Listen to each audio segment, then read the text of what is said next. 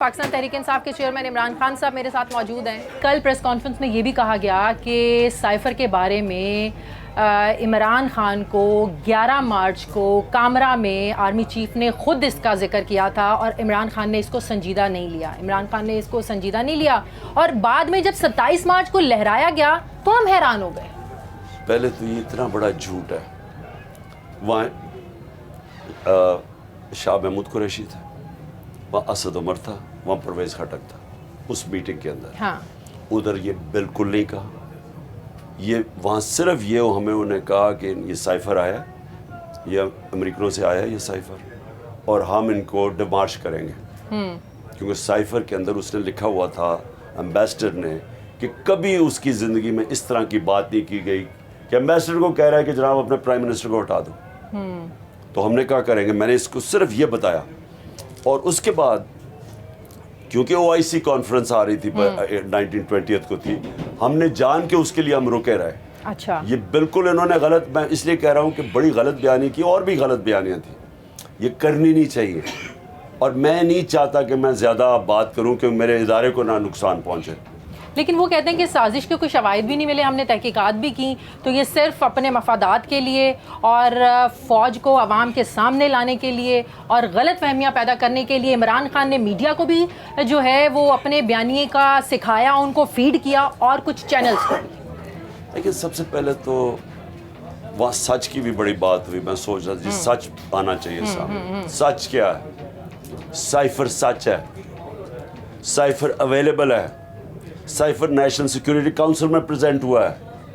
National security council جدھر army chief بیٹھا ہوا تھا اور جدھر یہ ISI چیف بیٹھا تھا, اس کے سامنے پریزنٹ ہوا ہے.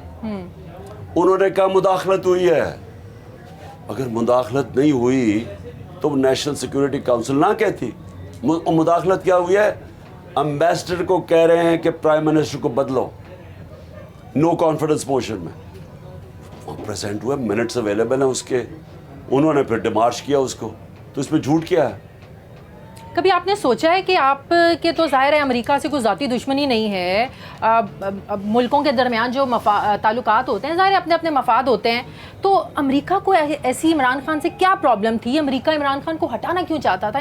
آخر عمران خان نے ایسا کیا کیا تھا؟ دیکھیں, امریکہ کو عادت پڑی ہوئی ہے, یہاں اسٹوجز بیٹھے ہوئے ہیں, جو حکم دیتا ہے وہ مان جاتے ہیں. یہاں ہماری بدقسمتی ہے کہ ضیاء الحق کے زمانے میں تو کیونکہ وہ ان کی جہاد, افغان جہاد جب لڑی جا رہی تھی تو انہوں نے پاکستان ایک فرنٹ لائن اسٹیٹ بنا دی. ہمیں پیسے دیتے تھے, ہم لڑتے تھے, لیکن ہمیں ان کی ضرورت تھی. جیسے ہی وہ ختم ہوئی انہوں نے ہمارے پر سینکشنز لگا دی, اور یہاں کوئی ان کے سامنے بات کرتا ہی نہیں تھا پاکستان کے انٹرسٹ میں. جب انہوں نے ہمیں ضرورت پڑی وار آن ٹیرر میں, جناب جنرل مشرف نے ایک ٹیلی فون کال پہ مان لیا. 80,000 پاکستانی مار گئے اس میں. پاکستان نے اپنے انٹرسٹ کی بجائے ان کے انٹرسٹ کے لیے اپنے لوگ قربان کر دیے. ان کو عادت پڑی ہوئی ہے, یہاں سارے ان کے سامنے گرے ہوئے ہوتے ہیں, گھٹنے ٹیک کے بیٹھے ہوتے ہیں. جب آپ اپنے مفادات کے لیے کھڑے ہوتے ہیں تو وہ ایک نئی ریلیشن شپ ہوتی ہے, وہ تھوڑی مشکل ہوتی ہے. وہ ان کو اگر عادت پڑی ہو غلاموں سے ڈیل کرنے کی, تو کوئی آزاد آدمی آئے گا تو تھوڑا تو مسئلہ آئے گا نا اس کو, لیکن ری ایڈجسٹ ہو جاتا ہے. اب ہندوستان ہے, وہ اپنے انٹرسٹ کے لیے کھڑا ہو جاتا ہے. بالکل. اس نے روس سے تیل منگوایا کیونکہ ان کے لوگوں کی بہتری تھی. ان کو پسند نہیں آیا امریکنز کو, لیکن کیا کر لیا انہوں نے؟ انڈیا اپنے انٹرسٹ کے لیے کھڑا ہوا. یہی ہوتا ہے ہر باری آپ کی جو ریلیشن شپ ہوتی ہے اس میں اونچ نیچ آتی رہتی ہے. وہ کئی دفعہ آپ سے وہ چیز چاہتے ہیں جو آپ نہیں دینا چاہتے, آپ کے لوگوں کے انٹرسٹ کے اگینسٹ ہے. بالکل. تو وہ تھوڑی دیر ناراض ہوں گے, پھر ٹھیک ہو جائیں گے. یہ قوموں کی زندگی میں اس طرح کی ریلیشن شپ ہوتی ہے, اونچ نیچ. لیکن یہ کہنا کہ جناب وہ ہو آج امریکہ ناراض ہو گیا اور اب ہم جا کے ریسیٹ کریں گے. جو بائیڈن نے ان پاکستان کے خلاف جو لفظ استعمال کیے, کسی کے منہ سے آواز نہیں نکلی. اتنے یہ ڈرپوک لوگ, اور میں ان کو غلام ذہنیت کے لوگ ہیں, اس نے اتنی بری پاکستان کو most dangerous place in the world کہلا دیا. ان کے منہ سے بات نہیں نکلی, نیوکلیر پروگرام کی بات کر دی اس نے. کیوں نہیں انہوں نے کوئی بات کی؟ بالکل. جب آپ نے رشیا کا دورہ کیا اس کے بعد یہ ساری ظاہرہ کہانی جو ہے نا وہ چینج ہو جاتی ہے. رشیا کے دورے پر جب آپ گئے سب کو پتا تھا, اسٹیبلشمنٹ کو پتا تھا, آپ سب کو بتا کر گئے, کوئی پریشر تھا کہ نہ جائیں؟ کوئی ایک آواز بھی آئی کہ خان صاحب نہیں جانا چاہیے؟ کوئی ایک آواز, بلکہ فورن سیکرٹری سارے تھے پرانے ایکس, سب سے ہم نے پہلے, یہ بڑی کنسلٹیٹو پروسیس کے بعد فیصلہ ہوا تھا. بالکل سارے سٹیک ہولڈرز کا فیصلہ تھا. وہ جو سائفر تھا جس میں ڈونلڈ لوور ہمارا امبیسڈر تھا, وہ امریکن کہتا ہے کہ جی ہمارا اپنے عمران خان نے خود فیصلہ کیا جانے کا. اس امبیسڈر نے بتایا کہ نہیں, سارے سٹیک ہولڈرز کا فیصلہ تھا.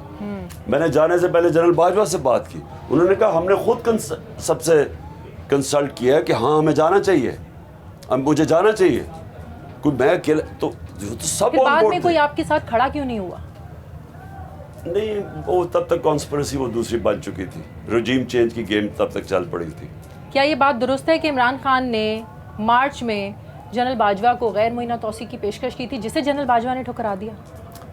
ہم نے دیکھیں, مجھے ایک غصہ ہے کیونکہ ہر چیز کانٹیکس میں پیش کیا کرے کہ وہ کس کانٹیکس میں بات ہو رہی تھی. بات اس کانٹیکس میں ہو رہی تھی کہ ہماری معیشت 6% پہ گرو کر رہی تھی.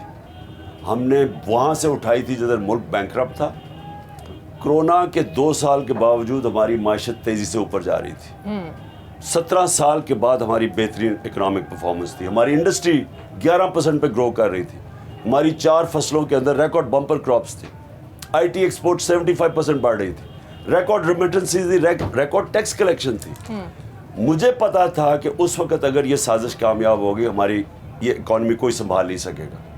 تو میں نے جنرل باجوہ کو, کیونکہ اس نے کل بات کی اس لیے میں کہتا ہوں خفیہ باتیں ہو رہی تھیں, میں نے اسے کہا کہ اگر یہ ایکسٹینشن کی بات ہے اور یا آرمی چیف کی سلیکشن کی بات ہے اور اس کی وجہ سے یہ ساری ڈیسٹیبلائزیشن ہے تو ہم کنسیڈ کر رہے ہیں. میں تو پہلے ہی آرمی چیف آن میرٹ چاہتا تھا, اور اگر ایکسٹینشن کی بات ہے تو ہمیں بتا دیں, کیونکہ اگر اسی کی وجہ سے کیونکہ تباہی آنی تھی اور وہ تباہی آ گئی. انہوں نے جو گرائی گورنمنٹ یہ جو ہوا, کیونکہ یہ روک تو سکتے تھے نا, سازش ہو رہی تھی, پاور تو ان کے پاس تھی, انہوں نے نہیں روکا. آج ذرا حال دیکھ لیں 6 مہینے میں ہوا کہ, تو ذرا یہ پھر پوری بات کریں کہ اس طرح نہ کریں آگے کہ جی ہم نے ان کو آفر دے دی. ادھر سے انکار ہوا. اس وقت تک میرے خیال میں انہوں نے فیصلہ کر لیا تھا کہ وہ ایکسٹینشن نہیں لیں گے. نہیں ایکسٹینشن کی بات نہیں, انہوں نے یہ فیصلہ ہو گیا تھا کہ روکیں گے نہیں یہ جو رجیم چینج ہو رہا ہے. عمران خان اگر حکومت میں آتے ہیں نئے الیکشن میں, جو عوام کا ایک جوش جذبہ اور عوام کی ایک سوچ بتا رہی ہے, عمران خان پھر اتحادیوں کے ساتھ حکومت میں جانا رہنا پسند کریں گے؟ کبھی بھی ایک کمزور گورنمنٹ کے ساتھ نہیں جاؤں گا جس طرح پہلے گیا تھا. اور اگر مجھے پہلے پتا ہوتا کہ یہ ہونا ہے جو ہماری گورنمنٹ, کیونکہ کمزور گورنمنٹ میں آپ کچھ کر ہی نہیں سکتے تھے.